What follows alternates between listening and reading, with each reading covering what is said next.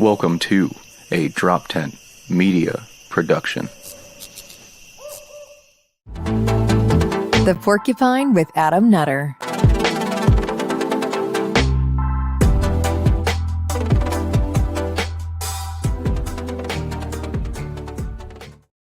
What is up, everybody?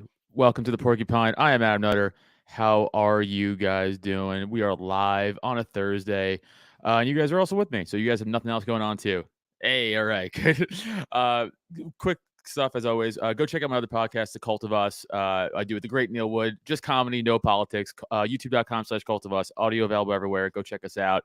We're also doing a bunch of shows, comedy on the road together. So droptent.com/events for all those tickets. We're live. So next week, the 24th, 25th, I'll be with Robbie the Fire Bernstein in Steamboat Springs, Colorado. Coming out to that. That's going to be a banger of a time. April 7th, I'm doing the Delaware LP convention in Delaware. I think the 8th, I'm doing the Maryland LP convention. Not sure about that one yet. It's up in the air.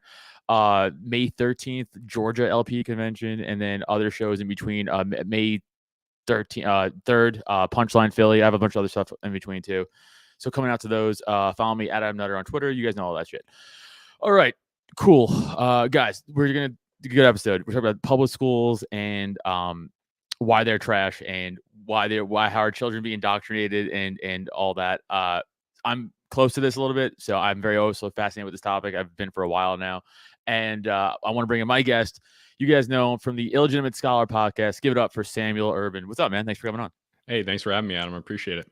Yeah, so we were talking, obviously, off air a little bit about both of our fascination with the school system and why it's trash and how important it is for it to be not trash. Yeah, and now I want to make it clear, we're not going to talk about the Prussian model, which was like the first, I guess, version 1 of like schooling in this country. And for anybody out there who doesn't know the real quick bare bones of what the Prussian model was, and I'm sure I'm going to fuck this up. Anybody out there's going to yell at me, but like, again, the bare bones of it is like, it was very much to be like an authoritative, like don't question authority. So you have like one person in front of the room, everybody, looking at this person, and it's like, don't question the person in the front. That person tells you what to do. You just say yes, no. And then, like, again, pledge allegiance to the flag because we want to fight wars later for us. So don't question the allegiance to the country that you're, that you're just loyal yourself to. So that was set up again to set up for future soldiers, workers in a shitty cubicle or whatever, like anything to just not question what's going on around you. That was the early system. And now you are here to tell us about part 2 of that, I guess. Yeah. So that system, like, that starts in like the it starts earlier in Prussia in like the 18th century. And Prussia becomes Germany for anybody who doesn't know. It they unify with other states of the Holy Roman Empire. But what happens in America is Connecticut and Massachusetts and New England had actually had public school before then. New England had a public school as early as the 1630s, but as far as widespread in the country, Massachusetts and Connecticut lead that with the Prussian model in the 1830s. And the Prussian model is the first one that actually is like United States wide. Right. Up until then, it's like New England is doing New England's thing, and the other places there's a little bit outside of New England. But there's another change that happens in the starting around the 1890s, 1900s, and this era, depending on how you break it up exactly, people call it the Gilded Age or the Progressive Era. And this was a time of like the tail end of industrialization when that was becoming like a huge thing, and that required a new system of education. And so that's what I'm going to be talking about today, is what happened at that time and who funded it and what it was meant to do. So when did this, I guess, start? Like what was like the year, like around time wise? Like, so what were we doing at the time? Rockefeller, the two main organizations that I'm talking about, the ones that probably had the two biggest influences, Rockefeller Sr., John D. Rockefeller Sr., his organization, the General Education Board, was founded in 1902. And the Carnegie Foundation, which did something similar, was founded in 1905. And they immediately, in today's dollars, start throwing billions of dollars into funding this. 1902, 1905, and then it happens very, very quickly after that. Like, it changes extensively over the next about 15, 20 years. And then from there, there's other changes that occur over time that I can also discuss. Okay. So they dump millions into this out of nowhere, essentially. The Rockefellers already made their money, and they're like, no, we care about now schooling. Yeah. So, weird, you know, right? yeah, like Bill it's Gates weird. with everything going on now. He's like, I care about saving things. I'm like, no, you don't. It's funny because I have a citation today to talk about Bill Gates and the Gates Foundation. It's great that you bring him up. Yeah. Yeah, of course. Of course, like these are non-tax exempt, not-for-profit organizations. And like if you're anybody, like I'm sure anybody that's listening to this, but if you're not, if you don't know, tax exempt organizations that rich people have, they're often used for purposes other than what they're actually saying they're for. You know, it's a like Right. the NFL is a tax exempt organization. Okay. Right. It's a tax status. These guys like Bill Gates is not doing it out of the kindness of his heart, and neither was Carnegie and neither was Rockefeller. Right. But it was under the guise of providing education. But what really happens is they create this system in order to create workers for their own factories, and they actually say this in their own words. And if you want, I can read some quick quotes about this. Yeah, so literally Rockefeller, a quote from Rockefeller, he said, I don't want a nation of thinkers, I want a nation of workers. Right. And this is the guy who's throwing, in today's dollars, billions of dollars into changing the education system and providing education for the rural folk and all these things. So I have a longer quote here that really sets the stage that is from a one of the founding documents of this thing called the General Education Board I mentioned earlier that Rockefeller had created. And Rockefeller had this really close business advisor, the guy who ran a lot of his companies. He ran this organization for him. His name was Reverend Frederick T. Gates. And this was written down in one of the documents about what they were creating, what they were funding. And I'm going to talk a little bit about how their funding worked in a minute, but the quote here is, in our dream, we have limitless resources, and the people yield themselves with perfect docility to our molding hand. The present educational conventions fade from our minds, and unhampered by tradition, we work our own goodwill upon a grateful and responsive rural folk. We shall not try to make these people or any of their children into philosophers or men of learning or of science. We are not to raise up among them authors, orators, poets, or men of letters. We shall not search for embryo great artists, painters, musicians, nor will we cherish even the humbler ambition to raise up from among them lawyers, doctors, preachers, statesmen, of whom we now have ample supply. And if I didn't have a real copy of that, I thought it was made up. It sounds like an evil quote someone says in a fantasy novel. Yeah, and you're like, that's an evil king, or like it doesn't sound like it's so no one was like, hey man, what? Around him. Yeah, I swear to God, it's insane to me that it felt fake. I had to verify that it was real, but I found it, and yeah, I had to do some digging for it because it's not like you Google these things, the Wikipedia page and the first articles, they're not they spin it, right? And they don't give you this quote. Mm-hmm. I found my first big break with this with some poorly formatted blog written by an Indian guy. It wasn't even American. Okay. And then I was able to find them from there. But yeah, man, it's like some Klaus Schwab shit. It's ridiculous. Essentially he's like, we don't want any free thinkers out there. Yeah.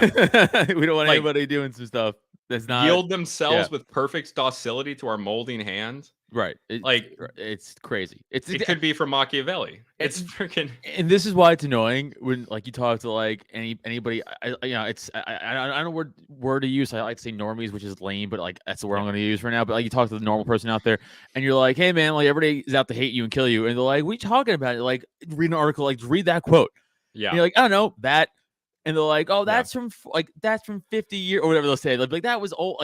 People think just because it happened 100 years ago, government or whatever stopped being evil. Yeah. We know we did some evil shit back then, but they changed, man. It's yeah, okay. Totally. So yeah, of course not. Of course not. But the thing is, with something like this, it's it's the same organization still. Right. So the General Education Board, which is the one that this guy was talking about, it's gone. It used its funding to fund other organizations.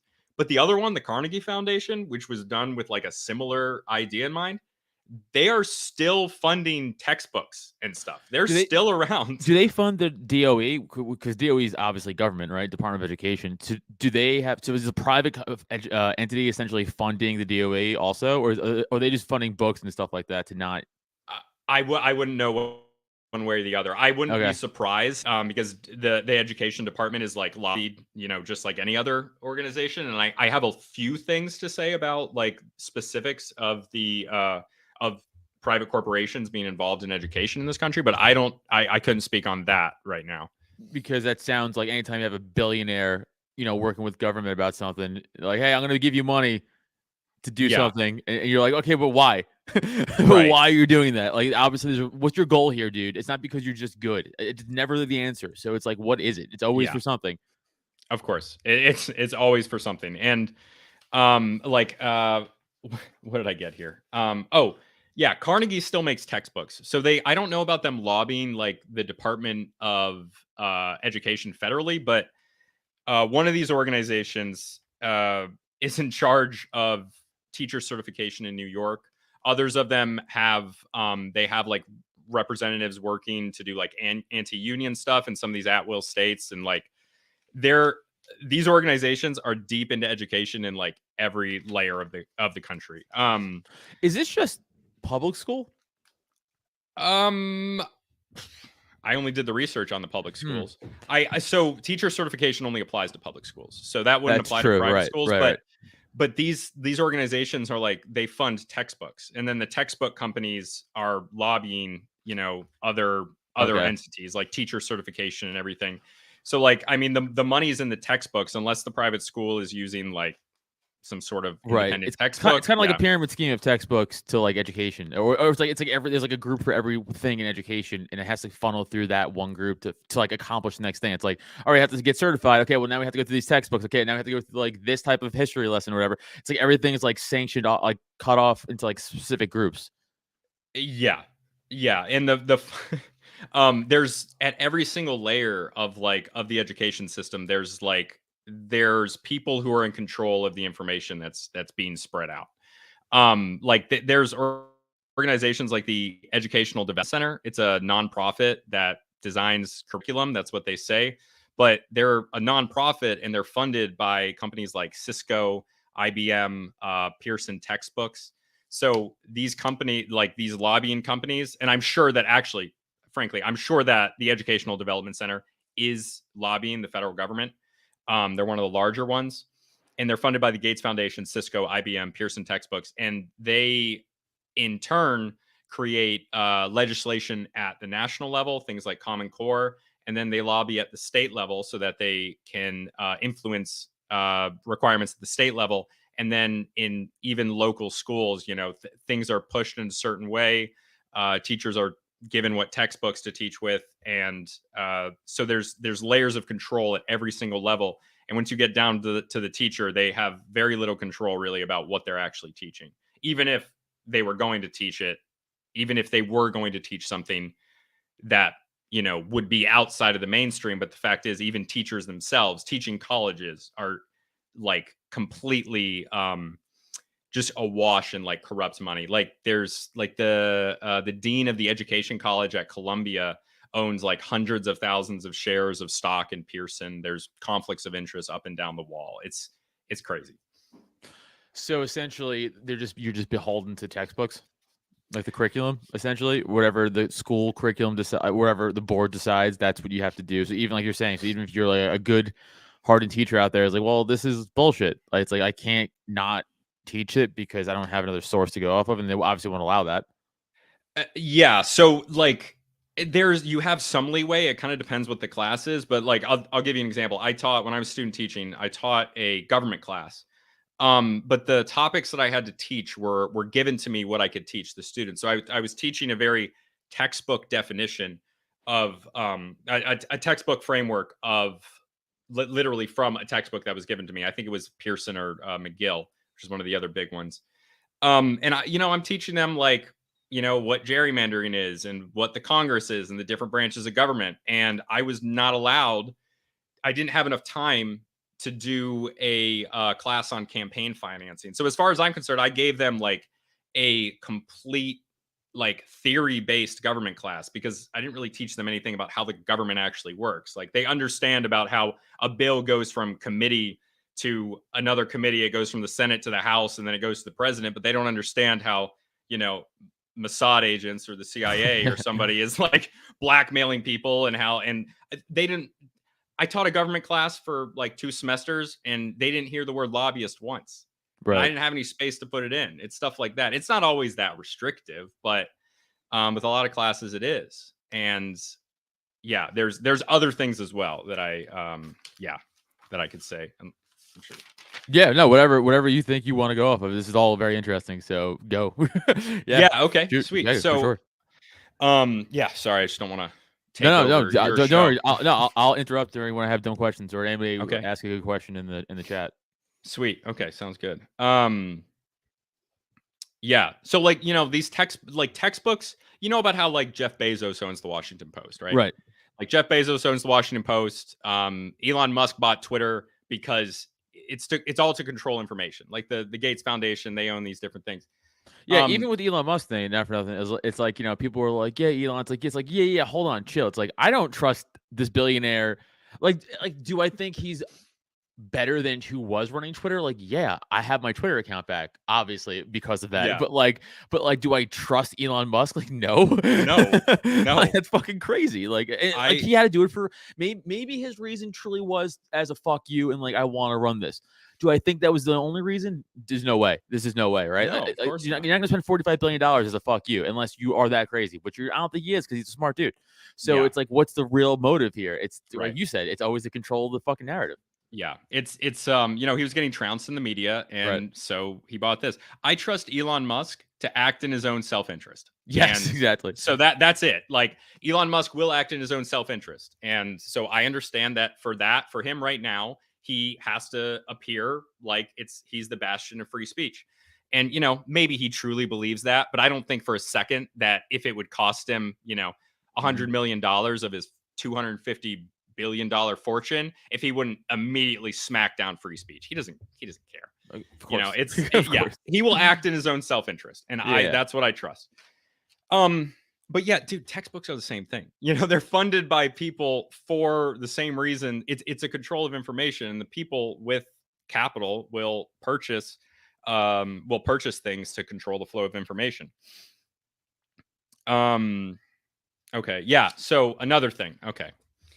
Talk about the mainstream media. So things like I was in school to be a social studies teacher. Okay. I mean, I am a certified social studies teacher.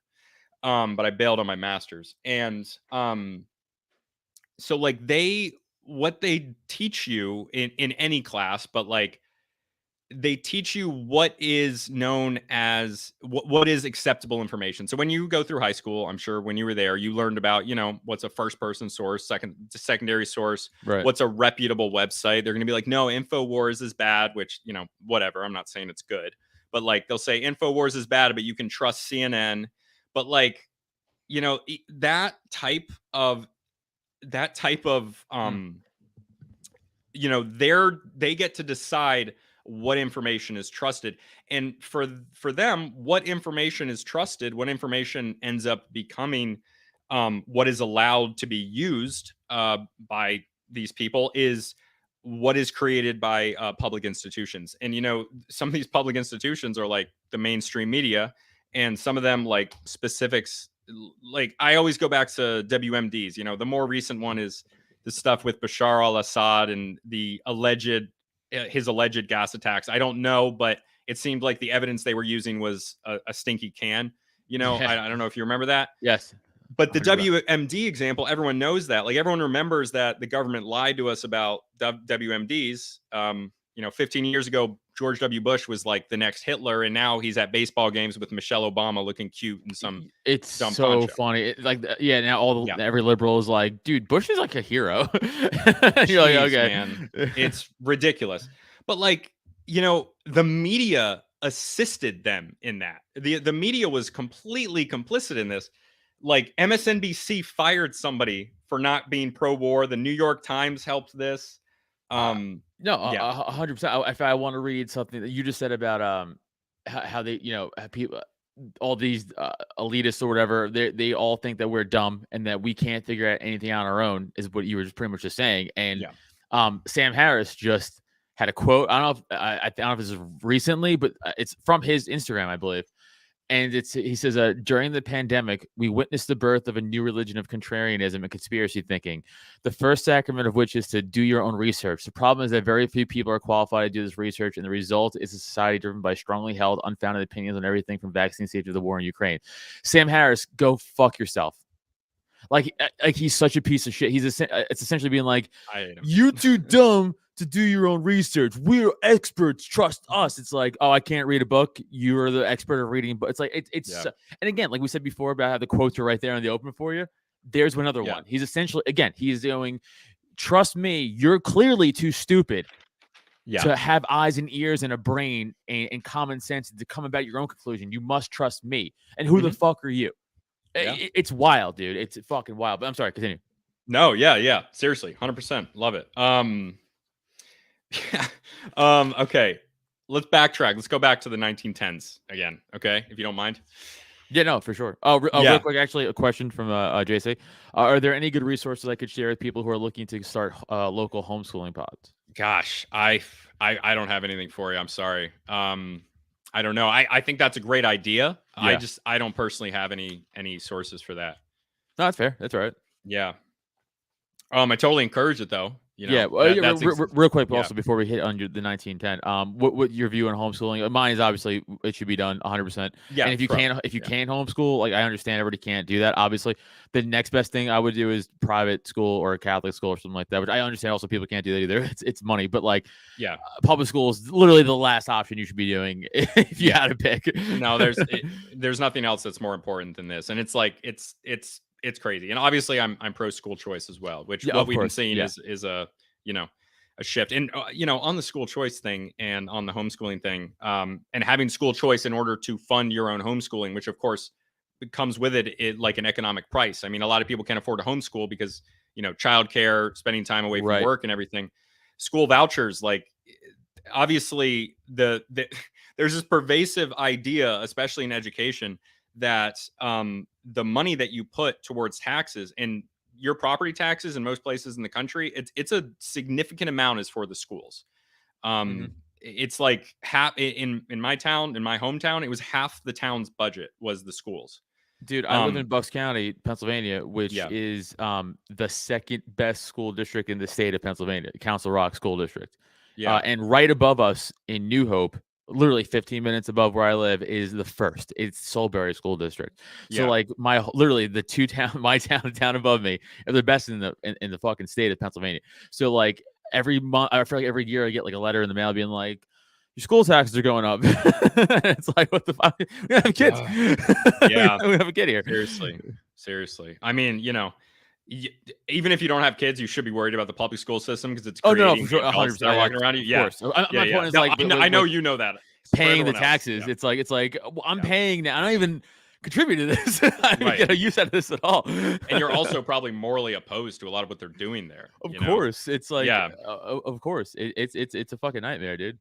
Yeah. So, but they'll frame it in the way that like, oh, it's public funds. You shouldn't get to have public funds. If you want to put your kid in a private school, like put them in a private school and pay for it yourself. But like, that's our money, dude. Like it's taxpayer money. I say this so much, and I don't know another way to put it. So this is the best way I was able to dumb it down to people who argue me. I go, hey man, let me ask you a question. Does the government have a job?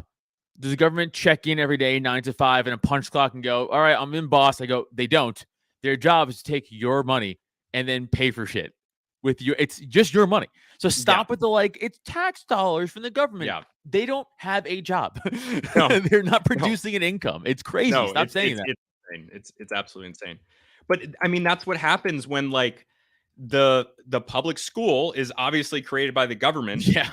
Our social constructs, if you break them down, like a institution like the government is it advocates for itself. So of course it's going to fund it's going to fund to perpetuate itself. Of course it's going to try to protect its own money. I mean, that's what it is. Gosh, ridiculous. absolutely ridiculous. All right, so 1910, we're on it. Okay, yeah. So now we're in it. So they're already funded now for what, a few years already. So right, this is already they've been funding this for at least a few years since. Yes. Yeah. Yes. So they've been being funded for a few years. So what I'm going to read now for even more for even more evidence that that these organizations that put billions of dollars in, like what I've said so far is that they've given, in today's money, billions of dollars over this time period in order to fund education. I now have quotes from some other people from contemporary sources who were involved in education at the time about how the shift in education was affecting them. Okay, so this is 1909, just a few hours after this funding starts. This is Elwood P. Cubberley, who was Stanford's Dean of Education. So this isn't some random dude in Texas. This is Stanford's Dean of Education. Stanford is and has been since then not only a prestigious college, but a prestigious education college. Right. So he says each year the child is coming to belong more to the state and less to the parent. And that's in 1909. Wow, I mean, dude. he would be amazed today. They openly say it today like that. They say that today now on tweets. I see tweets from that dumb bitch from the teachers union, Weingarten, whatever her name is. I don't know her name. Whatever her dumb stupid fucking name is. But she openly says, she's like, you don't like determine what your children learn. We do, and you're like, no, bitch. No, you don't. Yeah, you watch these like teacher compilations of like, you know, I've obviously they're like cherry picked for the worst ones, but they're really representative about pervasive attitudes. You know, teachers calling their students their kids. Yeah. And like, I know that's just, you know, that's like just, oh, they're calling them their kids. What's the big deal? But like that attitude is real. Like the language reflects how they really feel about it. They think that they have a right to those kids, and they think that they have a right to like do things like, we're coming back to the present now, but I personally experienced this in school, so I can say that this isn't something that's like totally crazy, but teachers and school staff hiding the or with students that change their gender identity, which I'm not giving my opinion pro or con on that. They are hiding that gender identity from the parent, and they believe that that's the right thing to do. Yeah. And I experienced that personally when I was there. I had a student who that was being hidden. And to be honest, like that is, and the whole idea of someone being a groomer has become like a slur or whatever at this point. But that, according to literally RAINN, which is the largest anti-sexual assault organization in the country, they're a nonprofit that is anti-sexual assault. That is literally textbook grooming, teaching or keeping secrets with kids from adults. Of course it is. Dude, anytime especially the left wants to turn a word that you're using against them into like a slur, it's because it's accurate and they don't like it. And they want to ban the word so you can't call them out for it. Just like the groomer is the perfect fucking example, because these motherfuckers are grooming children. And then again, under old Twitter, you got banned for that. If you call someone a groomer, don't forget you got banned for. And like it was clear as day. There's TikToks of teachers out there being like, you could tell them, we won't even tell your parents. Like you could just tell me about your sexual identity, and we'll do it our own way. They're openly saying this again on social media. This isn't like a fucking right-wing dog whistle, as they like to fucking say. Like this is out there, dude. Go just read through social media posts. You'll see it yourself. Like there's no covering this up. And then they frame it as being anti-LGBTQ, and ban you off Twitter, like you said. Like that's not what it is. And also the idea that LGBTQ is synonymous with sexual groomers, when you're like saying someone's a groomer, you're equating that with people in the LGBTQ community. I mean, that's homophobic or whatever. That's anti-LGBTQ. To hold that in your mind, that those are the same thing. That it's insane. But you know, it's the narrative that they push out, and they find a reason. Yeah, of course. Like anything, like any word they don't like, it gets turned. Like racist, all that shit, right? It's like you're like, what? I said you suck. You're like, you're racist. You're like, okay. Yeah. Okay. All right. I got another quote. Same guy. Elwood P. Cubberley, Stanford's Dean of Education. And this one Came a little bit later, 1916. 1909, he thinks each year the child is coming to belong more to the state and less to the parent. 1916, he says, our schools are, in a sense, factories in which the raw products, children, are to be shaped and fashioned into products to meet the various demands of life. It is the business of the school to build its pupils according to the specifications laid down. Every manufacturing establishment that turns out a standard product or series of products of any kind maintains a force of efficiency experts to study the methods of procedure and to determine and test the output of its works. Continuous measurement of production to see if it is according to specifications. This is the time when, SATs come about, standardized tests, IQ tests, the elimination of waste in manufacture. So this guy he's in charge of education at Stanford, teaching teachers, this new model that's being created at this time by funded by the Rockefellers and the Carnegies of the world, and also a little bit Ford. This guy is saying that it's based in a factory. And when you look at what they changed school into, which is regimented classes where you're separated by bells and you go from classroom to classroom, it's very much a psychological recreation of factory work of the early 20th century. And that was on purpose. It's crazy. So I was just not randomly in a school. Wow, that came out bad. I was not randomly in a school. Yeah. I was just in a school yesterday because I got asked to speak at this teacher's class. She has like a class, which is kind of a cool. This is a public school. I'm surprised I actually have this class. Yeah. It's kind of like I think it's called like live on your own, or like it's pretty much meant to be like, hey, think of different career paths outside of like the basic shit. That is terrific, honestly. Right. And I was very surprised that and I think this teacher saw me at a comedy show and she reached out to me and she was like, hey, would you want to come and talk to my class about like comedy or podcasting as a possible career? And I was like, you heard me do comedy, right? That's crazy. And then I was like, I say crazy shit. And she's like, yeah, it's fine. I'm like, all right. And so I showed up. And oh my God. But like going to the school, I haven't been in a fucking high school since I was in high school, dude. Like, yeah. So I'm standing there and like it's very much like that. Like you see everybody getting like herded through hallways. It's very, you have teachers also in the hallways, like throughout the hallway being like, all right, guys, let's get to your classroom. Like, no, don't look at anything. Just go, like shuffle, go. And then the bell thing is very much like, as soon as they hear the bell, it's like a drone, dude. I was talking to a kid. He asked me a question. I was mid-sentence. The bell rang and he just like eyes rolled like white, just grabbed his bag, was like out the door. I'm like, okay. Oh my God. It wasn't like he was being rude. It was just like, it was just very much like, this is what I do. And I was like, dude, this is weird. I was noticing that very much. Yeah. Yeah, dude, it's crazy. It's absolutely crazy.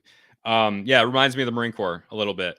It's I didn't mention this. Yeah, I was in the Marine Corps and it like the regimentation, it's like it's not a surprise to me that part. Like they probably had a lot of that like discipline already from the Prussian model. I'm sure that a little bit of that carried over, but specific way with the bells and everything, like they got them trained good. Somebody comments that the bell is just NPC yeah, no, you're right. You're 100% right. It is. It's also interesting too because I know people are going to shit on me, but like they also run like a preschool program. I think in the early morning of the school, it's a high school, but like I think they run like for third or fourth grade or third or 3 or 4 year olds, and in the hallway they have like tape with like numbers in them. And I'm like, what are these for? And she was like, oh, it's for the preschoolers to like line up. And I'm like, everything from such a young age is just conditioned to just fall in line. And people are like, well, they're kids. How are they supposed to understand? I'm like, I don't know. Talk to them. like people, we treat children like we were never children. Seriously. Like adults act like we were just adults. Like we just like, I'm an adult at 20. And then like we never had a childhood experience. I'm like, do you remember being a kid? Do you remember how you hated being spoken to like not a person?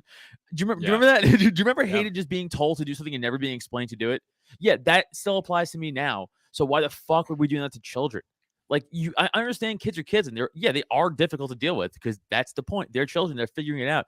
But you got to be like, hey, why don't we line up at the first locker? Like explain what that is. Try to like teach these kids. But it's not about teaching these kids. It's about getting them to just do what you want to do. It's so obvious. Right. Seriously. I mean, it 100% is. And it's not like these things are connected to like student learning. No. But yeah, that's a perfect segue to like something that I wanted to get out, which is that schools are a system. Like they have more things than just, they have a lot more things than just like actually educating kids to worry about. And those are the things that they really concentrate on. Like all this lining up and teaching them to be obedient. I mean, those things are implicitly in the system, and it's based on, like, you know, the teachers are expected to act a certain way, the administrators are expected to act a certain way. Everybody has someone else wanting them to do something.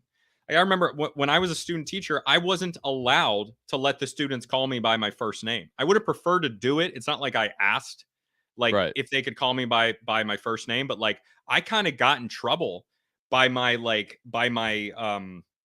placement teacher because I wasn't firm enough with a kid who called me by my first name, and I was like, don't call me by my first name. And he did it again. I was like, no, really don't. But like, you know, she was pissed with me because I didn't like snap at this kid. I'm like, it's not that big of a deal. Like Right. they act like they need complete control at all the time. And that's like, that's what that system teaches. Yeah, And it's, yeah. go ahead. Just JC makes a great point. He said we went from lining up in preschool to social distancing outside of stores, waiting to get in during the lockdowns. It's all social engineering. And he's right. It's exactly what that is. It's like from kids. It's like, no, now you have to wait outside though, and you're like, okay, I'm just standing in line like a fucking cow. Yeah. Yeah. And it goes back to that trust in institutions Right. that you're conditioned to have. Like, yeah, trust the CDC, even though 50 years ago they were like still doing syphilis experiments, watching black people deteriorate because they weren't treating them with syphilis. That's the other thing. I know. It's like read a medical book from 70 years ago, 100 years ago, and it's like, oh, you got TB? I don't know. Have you tried spitting in his face? That's a cure. Right? It's just crazy things that today we're like, that's crazy. And then, but again, they look at you in your eyes and go, but we're positive. Everything we say now is for sure 100% proof forever. And you're like, but it wasn't 100 years ago, and they said the same thing. Yeah, exactly. It's an incredible act of hubris. Yeah. And it's a societal arrogance to think that at this point we've really figured everything out, where we don't need any sort of knowledge, that we're completely correct right now. Everything's good, even though, 15 years ago we have completely different ideas about what is acceptable than what we do now. And I'm sure 15 years from now, it's going to be completely different again. Because it doesn't seem like we're reaching any sort of stability with with our human environment or interactions between humans and the internet and technology. I mean, even the last few months with AI. Yeah. And that changes the way that people interact with the world, and it changes what people find acceptable, Gosh. Okay, so this guy, Dean. Oh, which also I want to bring up too. You bring up the Dean of Stanford saying crazy shit here, and people always be like, well, that was just one guy. It's like, yeah, but he had to get hired by somebody or people who knew what they were doing, because they're also smart and they're obviously hiring this guy for a reason. And if they're hiring this guy for a reason for his beliefs, what do you think their beliefs are? Not that. Yeah. It goes so deep. Right. And it's like, you can follow the money in this case, and in a lot of cases, like, you follow the money. And at the time of the early 1900s, when the General Education Board, and the Carnegie Foundation, they start funding small universities. They start funding small universities and schools, and they start giving them the funding. But of course, they only give you the funding if you play ball. So all of the schools and the universities that get the funding, and it's a lot of funding, because like I said, it's billions of dollars in today's money. They give them this money, and then they only give it to them if they're willing to hire the right people and implement the right practices.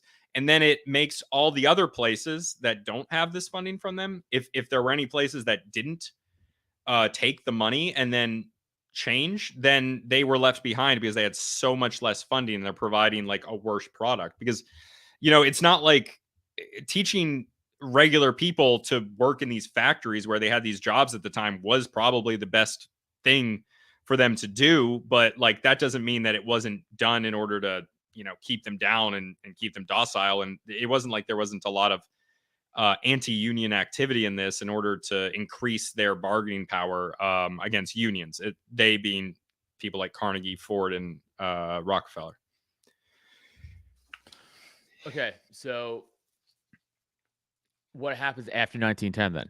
like what's the next step after like all this money's getting pumped into all these institutions and lobbyists essentially? what's step 2 of this? So let me give you well, I segue into that. I got 2 quotes from this same time period. Yeah, Okay. get it.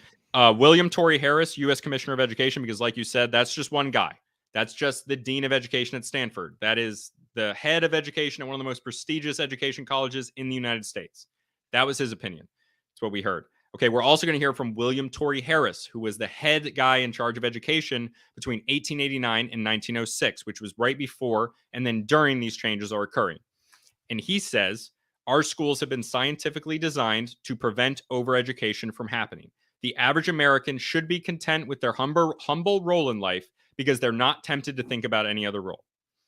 And then we have 1914, the National Education Association, which still exists today. It's the largest labor union in the country. Even at the time, it was a very large labor union, and it's a teachers union. And even back then, it was a teachers union. And they said they were alarmed by the activity of Carnegie and Rockefeller. They said this: we view with alarm in 1914. We view with alarm the activity of the Carnegie and Rockefeller foundations, agencies not in any way responsible to the people, in their efforts to control the policies of our state educational institutions, to fashion after their conception, and to standardize our courses of study, and to surround the institutions with conditions which menace true academic freedom and defeat the primary purpose of democracy as heretofore preserved inviolate in our common schools, normal schools, and universities. And that's a reference to that old Prussian system. That's the common schools. Right. So that happens in 1914. So those are 3 very, very prominent people and organizations. And then in 1917, 2 major things happen. The NEA, the National Education Association, it's reorganized. And what happens when it's reorganized is all of the Carnegie and Rockefeller funded people take over the organization, and that's basically the death blow. Because at that point, even the people at the bottom level that are the people in charge of the largest union and the teachers themselves are all in with this new system because they've been funded and taught, because they weren't just funding the elementary schools and the middle schools in the new high schools, because high schools weren't a thing until this time, and they were funding the high schools and making it universal. 10% of Americans 14 to 17 went to high school in 1890. By 1940 through this time, it went steadily up. It was 70%. Oh, wow. Yeah. That's pretty big. So that happens here. So 1917, they reorganized the NEA. It gets taken over. Why did they do that? So why did they reorganize it? What was the reasoning? What was the reasoning they say? And what was the real reasoning? So I couldn't find a stated reason, but of course, the way that they reorganized the voting, what ends up happening is because Carnegie and Rockefeller have been funding the teaching colleges, the professionals involved in this field who then get voting power in order to change it to their curriculum, they get rid of this system entirely. So it's gone. The common schools, normal schools, they're gone. Okay. In 1917. Another thing in 1917, they had been working on the government. They had been lobbying the government. They got they got federal funds, federal taxpayer money to fund vocational training in high schools. And what that did is prior to this, vocational training was provided by large trade unions and labor unions. And that was their major source of power. So this is the old apprenticeship program, which you can still get apprenticeships today in a few different fields, but it used to be very pervasive. They got federal taxpayer funding to fund vocational training in high schools. They didn't even have to pay for it out of the billions of dollars that they had. And they basically, that's like the largest amount of power they could have taken from the unions. And they trashed the trade unions with that. And they didn't even have to pay for it. So they got the government to kill their largest enemy. So the next few decades are them picking up the pieces and reorganizing and becoming there are a bunch of different organizations that then start to mold together. Example of that, 1948, Educational Testing Service, ETS, is formed. It merges a bunch of different organizations, which themselves were funded by these nonprofit Rockefeller Carnegies, and they and also just extra funding from the General Education Board and Carnegie. And these testing services continue with this is like where the SAT came from. Prior to this is where the first IQ tests come from, and including like the racist dude who said that he created an IQ test that was in English and used it to say that like immigrants were undesirables and they were dumb, and trying to apply eugenics to them. That was a little bit before 1948. Of course, that goes out of style because Hitler, but yeah, that happens in 1948. And then I have one more thing, unless you have anything. No, keep going. Yeah, 1953. That's the next big thing. Okay. There is a report called the Dodd Report in 1953 that looks into the influence of these tax exempt organizations. There's a lot of screw around. There's a lot of screwery at this point. And they direct. So the Dodd Report finds that these organizations, they specifically mention the Carnegie Foundation and the General Education Board. And these are 4 excerpts from that about what they found that these organizations had the effect of doing. And that is directing education in the United States toward an international viewpoint and discrediting the traditions to which it formerly had been dedicated, decreasing the dependency of education upon the resources of the local community and freeing it from many of the natural safeguards inherent in this American tradition, changing both school and college curricula to the point where they sometimes denied the principles underlying the American way of life, and financing experiments designed to determine the most effective means by which education could be pressed into service of a political nature.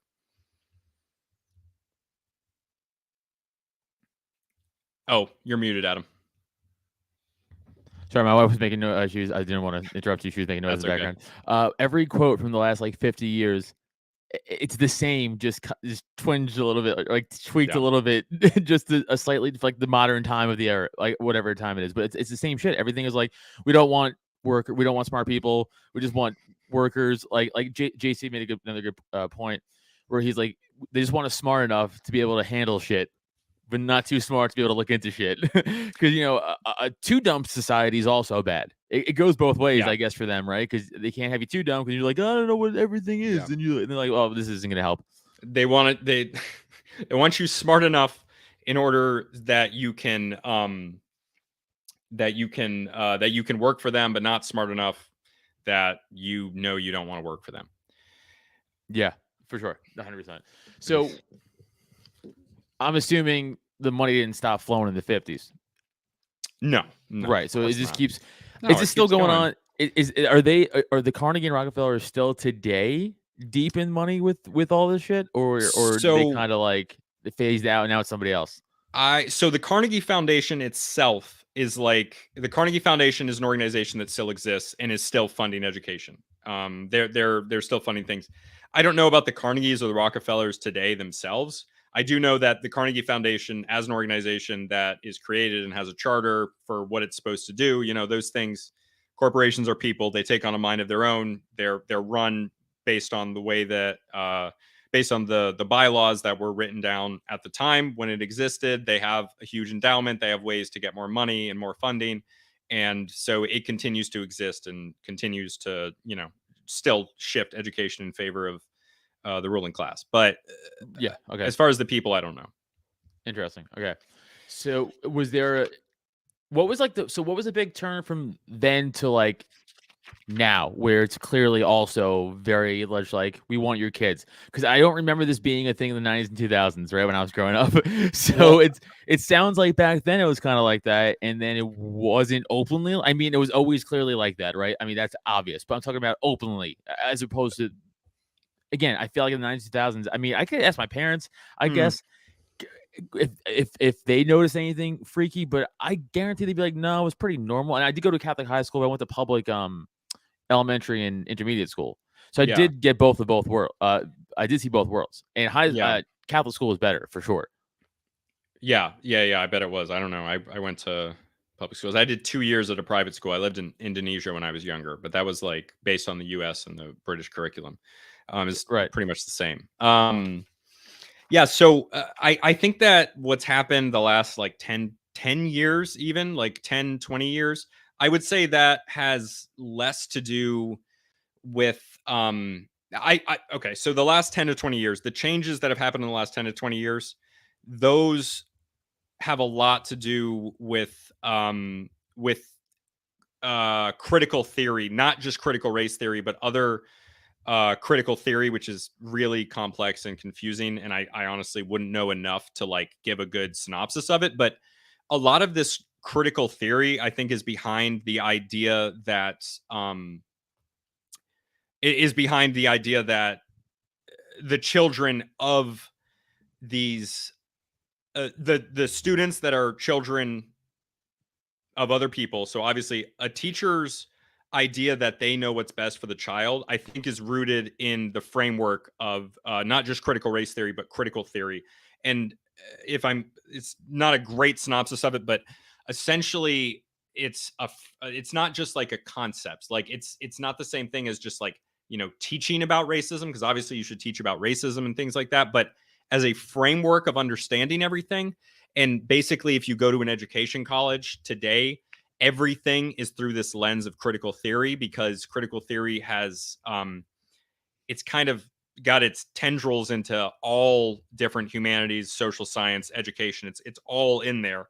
But this would say that like there are people in the country and in the world who are oppressed, and there are people who are oppressors at all different levels. And when you view the world through that lens, and when you're taught the way that you're taught in education colleges today, it teaches the teachers that they know what's best for their kids, that they know what's best for the students that they're teaching. Like as an example, in the education college that I went to, I had a professor explicitly telling us that to do the right thing. And his phrasing of do the right thing, he was being very careful with his words, but his implication was that like the parents or the administrators might not want they might not want the kids to be taught certain things, but it's up to you to like do the right thing and teach them the certain things. And the implication there is to hide what you're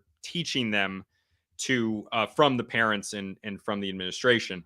And a lot of his class was reading like Huffington Post articles, and what I would describe as very literally reading Huffington Post. I can't make that up. Yeah. I wouldn't believe me if I was hearing it, but I was reading Huffington Post articles at one of the most prestigious education colleges in the country. Like I went to the University of Connecticut, the UConn, yeah. I went to the University of Connecticut. It's a decent school, but the education college is one of the top 10 education colleges in the country. And I graduated cum laude from that school. So you can't hit my credentials. Like I went through it. And the federal, not that this matters to me because I put no value in this, but just to show like that the program that I went to is not like, it's not abnormal. It's at the zenith. It's at the top. It's like they're the trendsetter in this situation. The federal Secretary of Education is from my university. So my experience is like what the people at the top, at the very tippy top, these are the people, like my experience, these are the people who are setting the bar for everyone else in education. Right. Okay. Yeah, because like all that the CRT stuff, the critical race theory stuff, and that just sounds like social Marxism. Yeah, which certain like people will deny that is. critical race theory exists, which is nonsense. It absolutely exists. And people will deny that cultural social Marxism exists, but it absolutely exists. Because that's what it was, right? Because like it used to be the haves and have-nots of with the moolah and money, and then it became like, well, that didn't work. Okay, well, let's go to the social part of it. And everyone else to have the have-nots of the social. It's like, shut the fuck up. No, it's not. No, you're just perpetuating bullshit. Is what you're doing. It's ridiculous. Yeah, it's fucking total nonsense. Yeah. So yeah. No, go ahead. No, you go ahead. I was gonna say. So why now all of a sudden then the obvious push again? Like again, it came out of nowhere. I feel like again, just to fucking be like, you know what, we're coming for you kids again. Fuck it. Now we're just saying it out loud, and you guys can't do shit. I mean, Why? I think it's an acceleration of all the social issues that we've seen over the last 10, 20 years. Okay. You can draw a hard line, and we just about started to talk about this, but the year that I think I point to a lot as when things really started to change is 2012. And what happened in 2012 is this was like Occupy Wall Street was around 2011, 2012. Occupy Wall Street, we had people sitting in Occupy Wall Street. Obviously, they got infiltrated by FBI, NSA, all these things. Obviously, there were also people in that themselves who were a serious problem, as you will whenever there's something like that Well, happening. Alex Jones called that one. He said agents of chaos, and that was true. They were 100% just cops in there just being like, window, boom. Yeah. And it's the same thing we saw with January 6th, especially with the new stuff that's come out. Dude, all of it. Yeah. And it's the same thing we saw with BLM riots as well. There's agent provocateurs, instigators in there as well. And the same thing with everything. Michigan. It does the exact job of what they want to do. Well, let's quell it. Right. And the only way to quell it is if it gets violent. So let's make this shit violent, boys, and then just shut this shit down. That's exactly what it is. So you can draw a correlation, not a causation, but you can draw a correlation between 2012, 2011, at the time of when Occupy Wall Street was at its height, with the increase in discussion of critical theory, specifically critical race theory. And I have the numbers somewhere. I can show them to you later, but there's some graphs that show the percentage and the number absolute of content being posted by mainstream newspapers and news stations like the New York Times, Washington Post, all the main ones, and how they started to discuss sexism, racism, all of these isms in about 2012 going up to today. And they just increase and increase and increase. And so I've seen that. Yeah. I've seen that graph. That's 100% ringing a bell now. Yeah, that's wild. Yeah. Right. So, I mean, obviously the implication there is that the smart money coming from the oligarchs, the billionaires, we call them billionaires here. If they're Russian, we call them oligarchs. Right, oligarchs, but, don't use the language of your oppressor. Jeff Bezos is an oligarch. Elon Musk is an oligarch. Bill Gates is an oligarch. George Soros is an oligarch. They're oligarchs. Yeah. And they use their funds to fund things like this, because literally you can draw a line from Jeff Bezos to the Washington Post, and that's what they're pushing out. Yeah, a 1-to-1 line. He literally owned it. There you go. Right. Ridiculous. Yeah. But they began posting things based on racial discrimination when socioeconomic issues were coming to a head. And it's hard to think that that's not on purpose. Especially if you look at the statistics, New York Times publishes them. New York Times economic diversity statistics. A college like Harvard, a person from the poorest 20% of American families today is 60 times less likely to go to Harvard or any of the Ivy Leagues like it as someone from the richest 1% of Americans. So the richest, the richest 20% of Americans represent more than 60% of Harvard's population. And the poorest 20% of Americans represent 4%. And it's about the same, between 3 and 5 for all of them, Princeton, Yale. And then at the same time, Ivy plus colleges, Ivies and schools like MIT, they have represented over 50% of the cabinets of every single presidential cabinet for the last 50 years, except for H.W. Bush, who came in at about 47% of his cabinet is from Ivy plus schools. Jesus Christ. So obviously schools want to post their racial statistics so that you don't know that you're surrounded by the rich. I mean, I went to the University of Connecticut. The University of Connecticut's not much better. It's full of rich kids. They call it a public Ivy, but that just means that they don't let in poor people. Right. That's wild. That's absolutely super fucking interesting. So it really is. Yeah. And they always be like, well, it's who it's where it's frats. I go, yeah, no shit. But it's like, it's all because it's fucking dirty, corrupt money. It's not because it's just you got lucky, dude. Seriously. It's ridiculous. It's ridiculous. But it's also that, like, when the standards are standardized, like if you're able to afford the better school, you're able to afford like a prep school, they're preparing you for going to colleges like that. Like that's the point of schools like that. Whereas if you're at public school, especially if you're at a public school in like Pennsylvania, where you are at these really good public schools, or if you're at a public school where I went to school in the suburbs of Connecticut, you're going to get a pretty decent education based on the standards. But if you're at like, if you're in West Virginia, or if you're in like downtown Hartford or New Haven or New York City, no, Yeah, that's not what it's for you. Of course, yeah. Her school, the one that my wife works at, it's a prep school. It's Catholic, so it's private Catholic with the prep school, but they have to get like a. Hey, Steph, what's that certification your school has to get to be qualified? PAIS. Yeah, so it's like I guess it's like Pennsylvania's like version of like I guess a blue ribbon. Yeah. Type thing. So they have to get like accredited from them, but then like, okay, but who the fuck is PAIS? Like, who are they to say like, yeah, we're the guys, you know? It's like, it's all arbitrary when you really think about it. It absolutely is. Yeah, but those organizations, I mean, that's why they're created, those gatekeepers. They're created. And that reminds me of just like even the information that goes into textbooks. You know, it's created by professors, and professors aren't people that like started a podcast and got people to listen to them. Professors are people who went through a social construct in a university system. They went through an accredited university, a university that's been accredited by another organization that says that they're doing everything on the up and up. And these are all organizations that are like created with the same funding as everything else that we've talked about. So the professor they have to get selected for a PhD first. They have to go through a PhD under another professor. They then have to publish the right content in order for someone else to give them a job.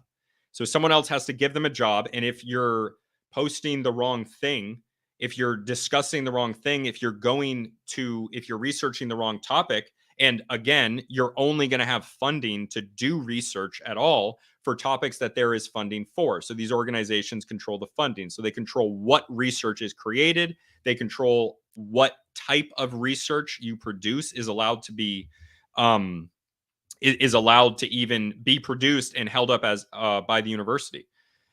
For example, back to Occupy Wall Street, I think the guy who wrote this book, he's passed away now, but The Dawn of Everything, David Graeber, he was one of the professors that was in charge of, that was very connected to the Occupy Wall Street movement. And he was a highly, he had written many books, had a lot of citations. He had all the stats that professors want. But he was a leftist professor. He produced, not that I am, I'm just saying that like I read everything. So I get it. No, I think it's important too, especially because when you have to be in a setting, well, not in our specific setting because we're agreeing with each other, but like a setting where you're in a podcast where you don't agree with somebody, you don't want to sound dumb. No, that's essentially why I read dumb shit, like commie stuff. You got to be like, all right, what did this idiot say? Yeah. Like, you know, so I could throw back in their dumb commie face. Right. But he was writing things not from like, not like an authoritarian commie tanky. Like he's not trying to run the tanks down Budapest or Romania, whatever. His other book that I read first, Debt. Like actually this book, The Dawn of Everything, is very much about freedom. It's very much an anti-authoritarian book. I highly recommend it. Oh, that's good. But Debt, the book that I read of his first, it's an economic history book, which is one of the things that I'm really into.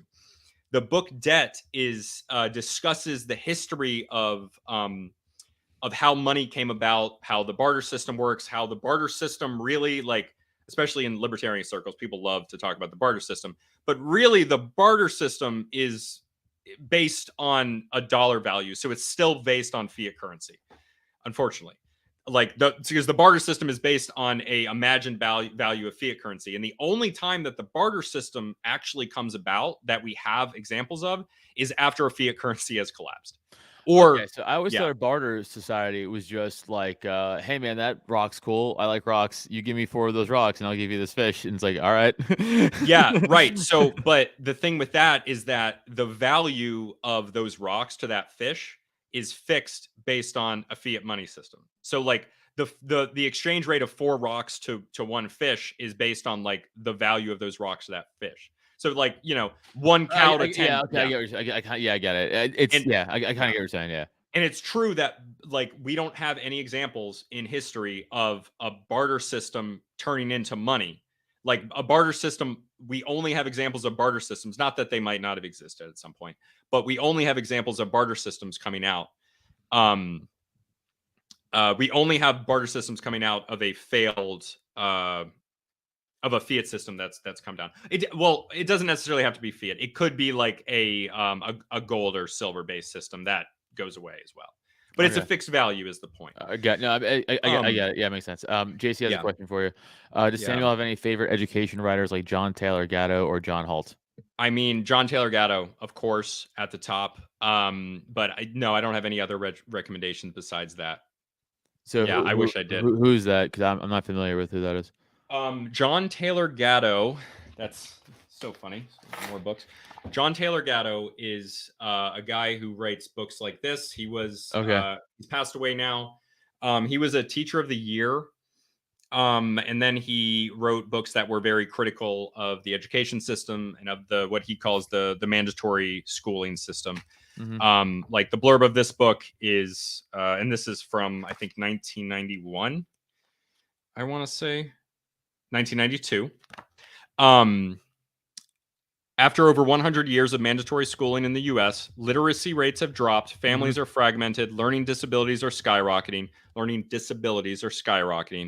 and children and youth are increasingly disaffected. 30 years of teaching in the public school system led John Taylor Gatto to the sad conclusion that compulsory government schooling is to blame. He became a fierce advocate of families and young people taking back education and learning, arguing that genius is as common as dirt. There's more there, but his philosophy is that the mandatory schooling system crushes students who would have otherwise, blossomed. Essentially. Right. I remember seeing that stat where it was like it dropped like 70% literacy rating since they started forcing people to go through something crazy. I was like, dude, that's insane. That's an insane number to go down or whatever. Actually, that's a question I have for you. Any insight on why they made it mandatory? Again, real reason and then their reason. Like, do you know of that, or just like bullshit again, lobbying between Carnegie and government to be like, get these motherfuckers to school because we want all of them going. Yeah, that was when they made it mandatory. Right. At this point, it's like a lot of these places, like in New England's always had school. Like 1630s, there's freaking Pequot Native Americans like scalping people outside, and they're running a day school. I swear to God. Like they were there for a few years, and they had set up mandatory schools. For all children, like they're teaching. There's not very many Black people in Connecticut at this point, but they are teaching Black children. Probably no, not as many. No, I think we have more Hispanics than we do Black people. Yeah, but the ones that were even in the 17th century and in the 18th century, because actually the 18th century is more racist than the 17th century, but regardless, different conversation. They're teaching everybody, all these kids. They're not treating them equally entirely, but everyone's being educated, and the reason being is to read the Bible, as it was a Puritan society. But if you look at the South during this time in the 1890s, 2000s, what you have is people living fucking free. They're living free. They're working on farms, and the express reason, like the quote from Frederick Gates, literally says a happy and responsive rural folk. He's talking about bringing this to the rural folk.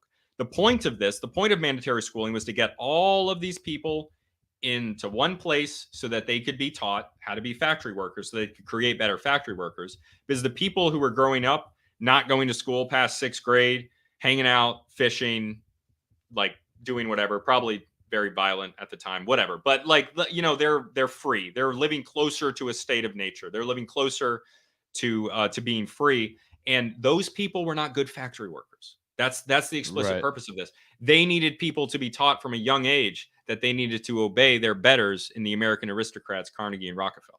They Right. needed to know from a younger age because it cost them so much to teach them how to do that. Because I'd also, again, this is under zero research. I'm just going off of intuition here. That if you're forcing a bunch of people who, again, probably shouldn't be together in a under a building, because like when you, it's like, again, forced like integration. I don't mean racially. I just mean like Mhm. culture. Anything, any forced Yeah. integration of any kind it never works out for No. all the obvious reasons. Right. Obviously, right? So it's like you have even Yeah. if a bunch of white kids together, if you're coming from different cultures in America, even you're gonna have Yeah. fucking problems, dude. Right. It's so obvious. So it's like you're forcing all these kids, which is gonna bring what? Violence, because you're gonna get into Yeah. fights, you're gonna get into fucking scraps, and then that's gonna escalate into knife, weapon, gun, or wherever the fuck it is, as opposed to just being like, no, man, that kid just wants to fucking run around the river, man. Let him run around the fucking river and like, Yeah. you work with steel or whatever he wants to do. Who cares? Yeah. It shouldn't matter. It's like as long as that kid's being treated properly by his parents, or like he's not being neglected. Why are we forcing children to go to school? Like it shouldn't matter. And again, this is why I hate all the fucking sadists. And they're like, well, it's someone's job to give that kid a good education. Well, who's saying that he wouldn't get a good education outside of your fucking mandatory government schooling? And I don't even mean like necessarily like ABCs and 1, 2, 3s either. I mean, like, how many kids could fucking know how to do their tax, which again, obviously anti-taxes over here, but like you have to do it. How many kids know how to do their fucking taxes? Zero, because they don't teach you. How many kids know how to fucking manage a bank account? Zero. How many kids know how to start a fire, build a tent, survive in any condition, self-defense, gun cleaning, or how to properly maintain a gun? Right. That. None of it. And they used to have gun cleaning courses all the fucking time. I see pictures of it in the 60s and shit, where you have like 8-year-olds like racking rifles and cleaning. It's like, and there was no school shootings. No.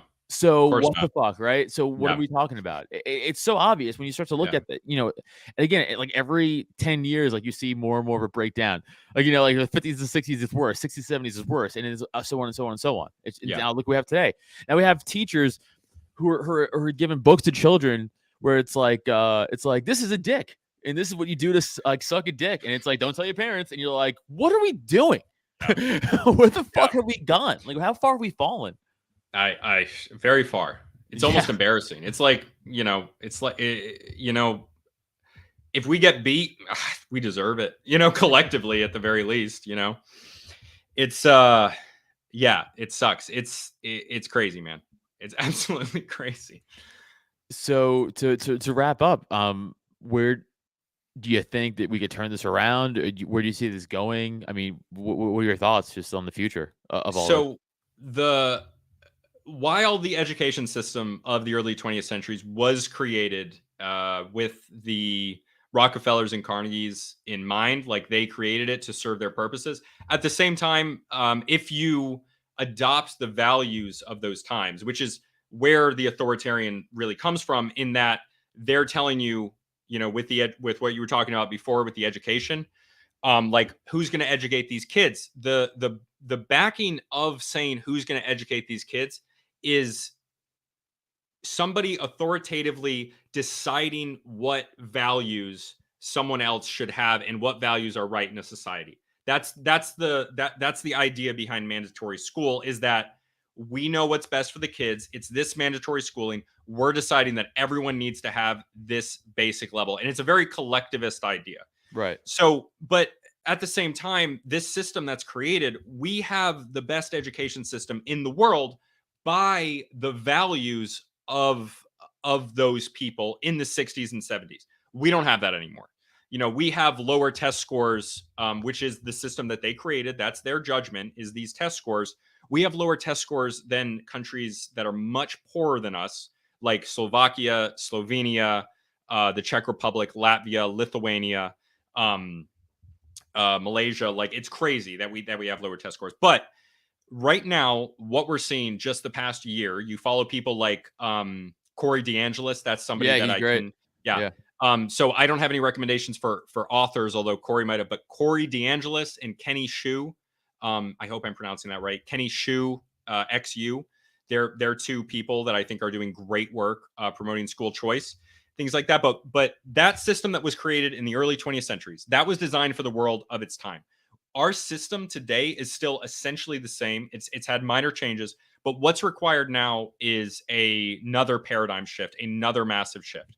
This first shift in education happens in the 1830s and a little bit afterwards. They're switching to this Prussian model from all these different various cultural models of the U.S. that are informed by the backing in New England. It's the Puritan culture. They're doing other German shit in the Midwest with all the Germans, that happens in the 1830s. We have this new change in the early 20th century. That's still essentially the system we have today.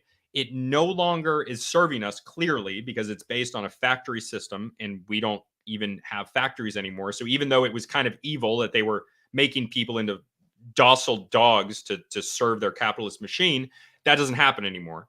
So today in 2023, it requires a paradigm shift to look at education in a completely new way, especially when we have the level of mental illness in younger kids. And I'm saying mental illness because when you have 60-70% of a population having mental illness by the standards of your culture, that's not the fault of 70% of the population. That's the fault either of what standard you're holding a mental illness to, or in this case, something is so sick about the society that 70% of people, as a whole, the culture is sick to the point where it's not working. So I'm a believer of it being the first thing where everything's just overanalyzed and overdiagnosed now. We're like, again, and I don't give a shit when anybody says, dude, that shit, it's real, man. Because when we were kids, like, it was not like that. Like the spazzy kid, like now he would be on 1,000 things of medicine. Like that kid turned out fine, man. Like that kid's a lawyer now, like it's chill, man. Like there are, of course, mental illness is real, schizophrenia, all that shit. Like, of course, man, no one's saying that, but everyone doesn't have something. That's fucking insane, man. Like, it just can't be. But I think that comes with like weakening the culture and like on purpose and like weakening, especially like young men and stuff, to be like, you're all weak.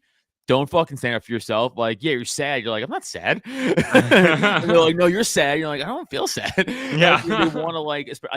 I believe that to be a real thing. Like the whole weak men cause hard times thing. Like, it's, it's I real. believe that wholeheartedly. It's 100% real. Yeah, and that's looks like where we're headed. But yeah, I mean, today you're seeing school choice. I think school choice is a good start. I don't know if it's the end, because what tends to happen with these things is like something like school choice. The critics of school choice say that like, oh, these education, like people are just going to profit off of it. Like, yeah, that's probably true, but people are profiting off of it right now. And I think that school choice is a better system, because at the very least then, not just the super rich have the option to pay their taxes and then also fund some other type of education. School choice allows, conservative Jews to fund, a conservative Jewish school. It allows Catholics to fund Catholic school. It allows, liberal people, like if somebody wants to start a Unitarian school, start a gulag, that's all. Right. Look, you want to start a commune school, you go ahead. Just don't make me be a part of it. Exactly. That's it. Yeah. Go do your thing. Like, whatever. I don't want to do it. You can have your Chaz, your Chop. Like, have a homeless guy be throwing dirt on the ground. If you guys want to starve to death in 3 weeks' time, man, that's your prerogative. That is on you. I'm good. Yeah. All right. No, that's dude, man.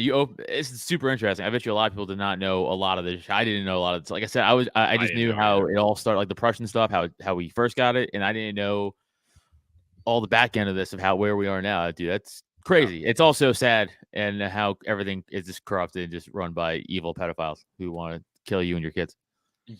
That's a conspiracy theory. Yeah. Epstein did kill himself, Adam. Totally. Absolutely. I know. Talking about these conspiracy theories here. Is that on CNN? I'm not sure about this. I'm just sick of everything I was said 3 years ago and was right about now. And I was like, yeah, no, I know. Because I have common sense. Where's my apology, man? Where's the apology from all these jackasses that were like, it's like, you're a conspiracy theorist. It's like, no, dude. Like, I read Fauci's emails. What are you talking about? He says it. What do you mean? The guy who tortured puppies for medical purpose, I'm going to not listen to that guy about anything. Dude, pass. When Barack Obama sees what you're doing and is like, that's too crazy. When Barack Obama, the deporter in chief, Mr. Drone Strike, Mr. Drone Strike, the guy who got a Nobel Peace Prize and then bombed Doctors Without Borders, another Nobel Peace Prize winner, when he looks at your research, he's like, oh, well, I don't think we're going to do that anymore. Like, Yeah. yeah, you're done, dude. Like, you're out of your freaking mind. Yeah, like I had on CJ Kilmer a few episodes ago, about a few months ago, and he's great. And we went over Woodrow Wilson being the worst president ever. The and worst. He is. So anybody who didn't watch everybody the episode, hates him. Yeah, everybody hates him. Everybody didn't watch the episode, go watch it. CJ Kilmer, he's fucking great. Yes, we just did like an hour and a half just on Woodrow Wilson. And when Woodrow Wilson was the governor of New Jersey, he was like, you know what we should do? We should cut everybody with a mental handicap. We should just start a eugenics program for that. And then guess who he hired to? Now, it didn't go through, obviously, but it got to the point where he hired somebody to start running the program. And the guy he hired to start running the program was then, I think, Hitler's main eugenicist over and not like he left and went to go do that. He's like, you guys suck. I'm going over there. And he left over, he went over there and went that. So that was the guy he hired for Jersey. Wow. I forgot the guy's name.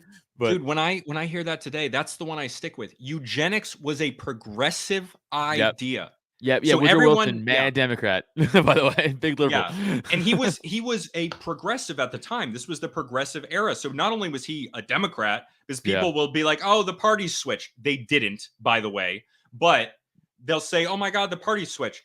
But no, he was a progressive. And like the same thing today, like if you believe your progressive ideas or whatever ideas you have are like eternal right now, that's not a political belief. That's a religion. That is a religious devotion to those ideas. And you're wrong. You're going to be wrong in 10 years when we decide that you're allowed to be trans species. Right. Yeah. Yeah. And like, the thing with Woodrow Wilson is all the liberals would be like, well, he did this. And I go, he's also violently racist. So racist to the point where they couldn't hide it anymore. And Princeton had to unname a building after him. Dude, like not only was he a racist, he was like in the 1920s, which is like the most racist time in American history. Like he was racist for the most racist time ever, besides like the 1830s. Like the 1920s, birth of a nation. Like this is insane. It's nuts. The absolute worst. But it is crazy when you start to see that throughout history, especially our own history. Like, oh, okay. I get it. Yeah. You said everything starts to make fucking sense. So all the schooling stuff, like once you said it all, like it makes sense. Like I didn't know it, it would make sense when you started to talk about it. It's very obvious. Like, oh yeah, okay, I get it. Yeah, I see why the money would go there and why they would want that. Yeah, okay, that makes sense. So obvious. It's so obvious in the open. Yeah. So no hope for the future. All right, good. We're boned. Yeah. No, I mean, I could go into hours about what I think is going to happen and the breakdown of societies and the chance that they have to go into a reform period. And if that reform period doesn't work, then it's like, fall of Constantinople time and like, or fall of Rome time. It's that type of thing. But yeah, we'll talk about it another time. Damn, dude. Well, dude, this is great. This is a great episode. I love this shit. Please tell everybody where they can find you, your social, your podcast, all that stuff. Yeah. So Illegitimate Scholar on YouTube and on basically all podcasting platforms. Let me drop I think I dropped it in there randomly earlier, but I'll drop my pod link. I'm also link. gonna have all this in the description and stuff afterwards. I'm gonna have all your shit for sure. Thank you. But yeah, Illegitimate Scholar on all podcasting platforms, Illegitimate Scholar on YouTube. It's the podcast is mostly audio, but you can watch it on YouTube if you want. I put out like shorts and shit. I'm trying to see what works. And then _scholar on Twitter, and that's all I'm active on. But yeah, you can reach me. The best place to reach me is on Twitter. Or through my email, which is linked to my podcast. Boom. Yeah, dude, you're fucking great. Go listen to this man's podcast. Don't get I'll say goodbye to you behind the scenes off air. So don't click off. But all right, everybody, again, come see me on the road doing a lot of stand up. I'm definitely hitting the road, I think, in the summer. So just let's go. We're coming out. Follow me at Adam Nutter. Go listen to Cult of Us. Follow me on YouTube if you haven't. If you're a fan of Sam and you just came over here, hit up that follow button. Hit the like button, you fucks who are watching right now. Hit that like, you fucking pieces of shit. Help out the algorithm, guys. Hit the like. Thank you. Share this. All right, this is again super great. Everybody, so too. Peace out. I'll be back next week. Thanks for listening. Find Adam on social media, Twitter and IG at Adam Nutter, or Facebook and TikTok at Adam Nutter Comedy. And for podcasts and merch, check out www.droptent.com. Don't forget to rate, review, and subscribe so you never miss an episode.